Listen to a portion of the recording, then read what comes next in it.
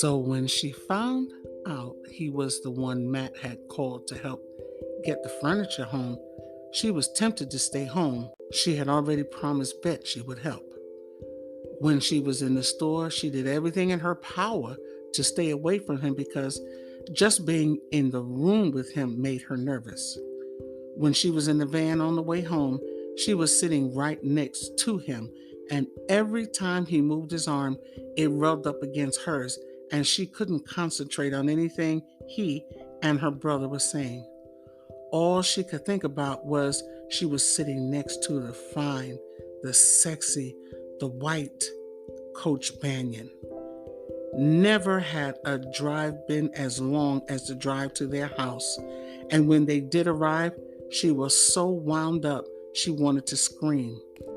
To mask her feelings, she pretended to be happy along with Matt and Vet as they expressed their joy at seeing Rife.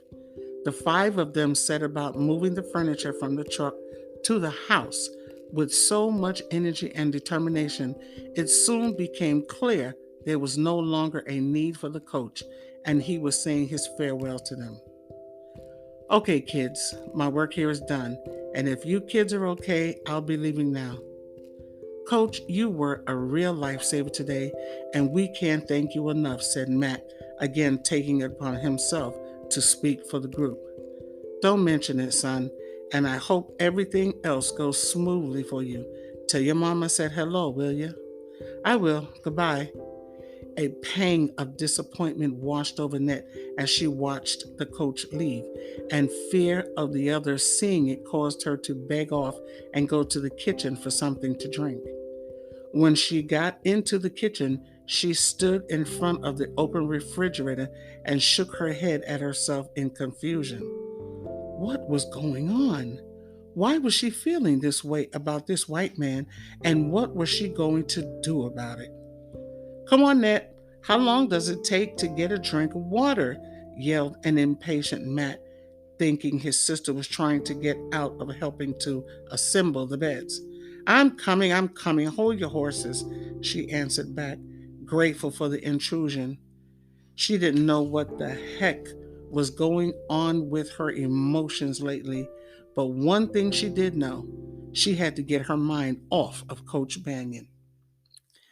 The rest of the afternoon went smoothly as the kids worked feverishly to put the beds together and arrange the room for its new occupants. The banter between the four was nonstop, and before they knew it, the room was finished and they all stood back to examine their hard work. Mom is going to be so happy, Ned said while leaning on her sister. Yeah, and you know she's going to be crying, said Matt. You guys did a good thing for your mother. Thanks for letting me help you. Vet, can I get a sandwich before I take off? Rife asked, taking Vet's hand and pulling her toward the kitchen. That's a good idea. I'm hungry too. Come on, everybody, let's eat, she answered happily.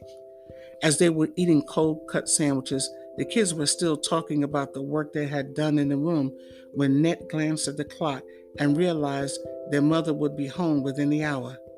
Hey guys, it's almost 6 and Mom will be here any minute. Rife, we can't have company when our mother's not home, so I think you better raise up and be out, she said while starting to clean the mess they had made in the kitchen. They finished cleaning the kitchen, said their goodbyes to Rife, and headed off to their room to freshen up and change their clothes. Exactly 45 minutes later, they were all changed and sitting in the living room watching television. Matt had called the local Chinese restaurant and ordered food for everyone, knowing their mother and the kids would probably be hungry after the long drive, and everyone would be too busy to cook.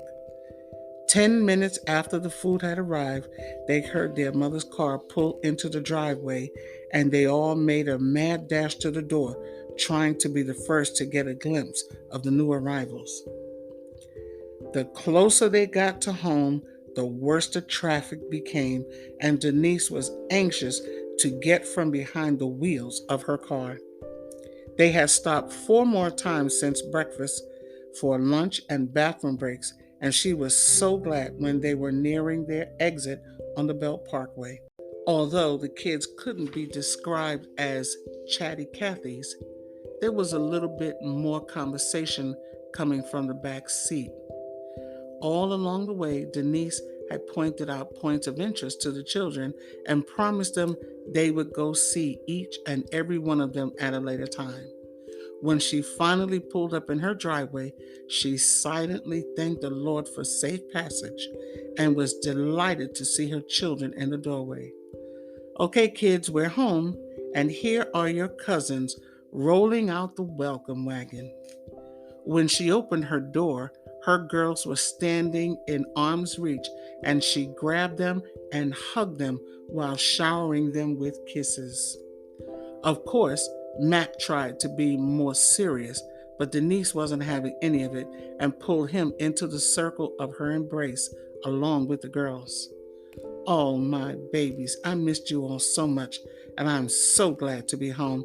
Come on out of the car, kids. Maddie, Vet, Net, this is Jay, Mimi, and Christine. She watched as the six young people silently looked each other over and hoped they were going to get along. Vet looked at the three kids and was struck by the resemblance they had to her own mother.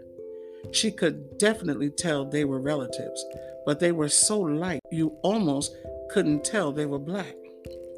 Oh, this was not going to be good because she knew her sister, and she knew just the fact that these kids were so light meant Net was not going to like them at all. Mimi and Christine were holding hands and looking from one to the other, looking like trapped animals, afraid to take a step away from the car, not sure if the other kids welcomed them or not. Jay just glared at the three older kids, deciding early that the best way to let them know he wasn't going to be a pushover or a punk was to start out hard and tough. Matt looked at the cute little girls and smiled, but when he saw the defiance in the little boy's face, he knew his work was going to be cut out for him with his new roommate. Net kept her arm around her mother's waist as she looked at the three little brats that had emerged from the car and knew right away she was going to do everything in her power to stay away from them. She kind of felt like she wasn't going to like them before they came, but now that they were actually here, she was sure she wasn't going to like them. Look at them, standing there looking like they were so innocent and scared like somebody here was going to hurt them, really pissed her off. She knew it was all a trick to get her mother to feel sorry for them and treat them special. Well, she wasn't falling for their tricks, and they were not going to be getting all of her mother's attention, not if she had anything to do with it. And they had better believe she was going to have a lot to do with it. Christine was holding on to her sister's hand so tight, Mimi was doing all she could not to cry out. The nice lady that was going to be their new mommy made her feel good, but these three kids made her afraid, especially the one that was staring at her sister like she hated her and wanted to hurt her. Mimi noticed that one of the twin girls was looking at her and her sister the same way the other kids looked at them at their old school. So she stepped in front of Christine to shield her from the glare of the older girl and to send a message that she was going to have to get through her to get to her baby sister.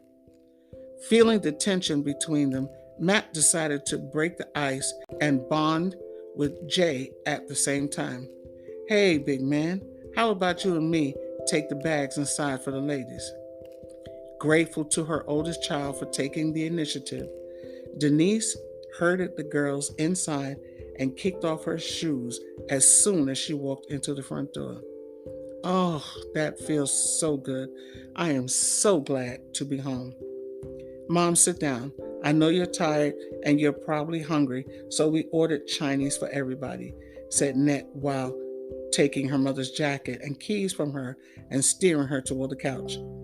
Oh, thank God for that. I was hoping you two had either cooked or gotten something to eat. I knew I could depend on you. Come here and give Mommy a big hug, she said, hugging her daughters while nuzzling their necks as they squirmed to get away from her. We didn't know what the other kids like, so we just got a bunch of stuff so everybody could get something, said Vet, going to the kitchen and getting 7 plates to set the table so they could all eat. That was a great idea, sweetie. Net, please show the girls where the bathroom is so they can wash their hands and get ready to eat.